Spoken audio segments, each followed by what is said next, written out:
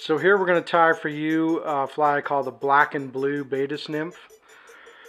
Great early, late season fly when you have a lot of Beatis activity in the rivers. Typically, you know, late September, October, or April, early May. And also a great fly on the bighorn too. So let's get started. As with most of the flies you're going to see me tie, this one's also quite simple. We're tying this one on a size 16 black bead. For the tail, we're going to use a little bit of black pheasant tail. Want to keep this one pretty sparse. The Beatis nymphs are fairly small, delicate little guys.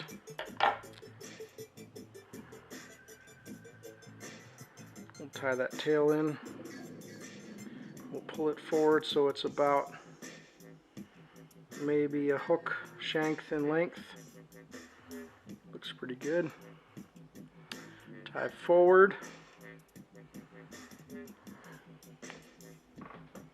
For the ribbing, I'm going to use some black UTC wire. Small. It's kind of hard to see the ribbing on this fly, but it does give it a little segmentation, and it also gives it some durability.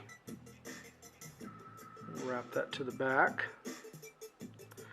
And right in the back we're using this, or for the body I'm sorry, is we're going to use this black holographic tinsel.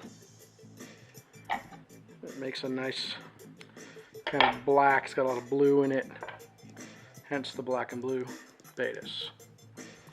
So we'll tie this guy in the back, and then we'll wrap forward trying to keep that slender body profile. We'll take and we'll palmer that holographic tinsel forward to a little bit, 2/3 of the way, 3/4 of the way up the body. Tie that off, trim it short, and then we'll take the UTC black wire rib and we'll back wrap it the opposite direction. Will help give our fly a little bit of durability. Segmentation. So we'll tie that off. A couple 2-3 tight turns. Clip that. You gotta watch those tag ends of those wire, they'll cut your thread if you're not careful. And we'll pull this black pheasant tail back over for our wing case. For the dummy or the thorax, we're using a black ice dub. Also got some nice sparkle in it. Just a little bit, we don't want a huge thorax on there.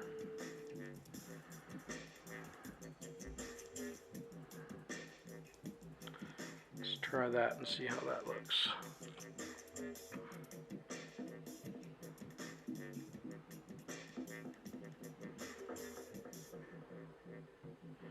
Maybe just a tiny bit more.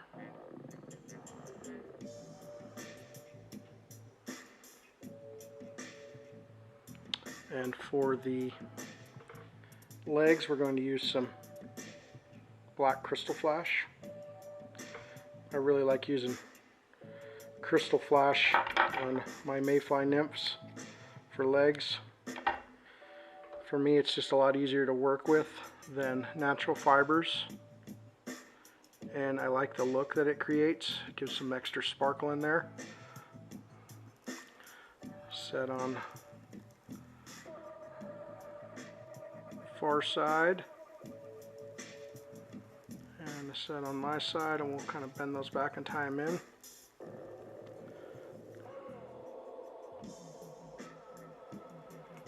Get them nice and secure, and then we'll just put just a tiny little bit of ice dub over the thread wraps. Help to lay those legs back and cover our work. We're going to pull that black pheasant tail wing case over. A couple secure wraps. Doesn't go anywhere. it nice and tight, and just a hand whip finish will be fine. We'll throw a little Zap-A-Gap on there just to make sure it doesn't go anywhere.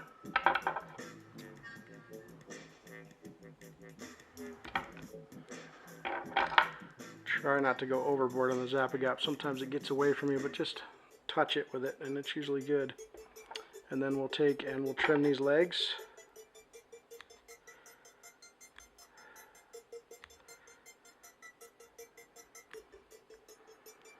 There you have a super simple black and blue Beatis Nymph.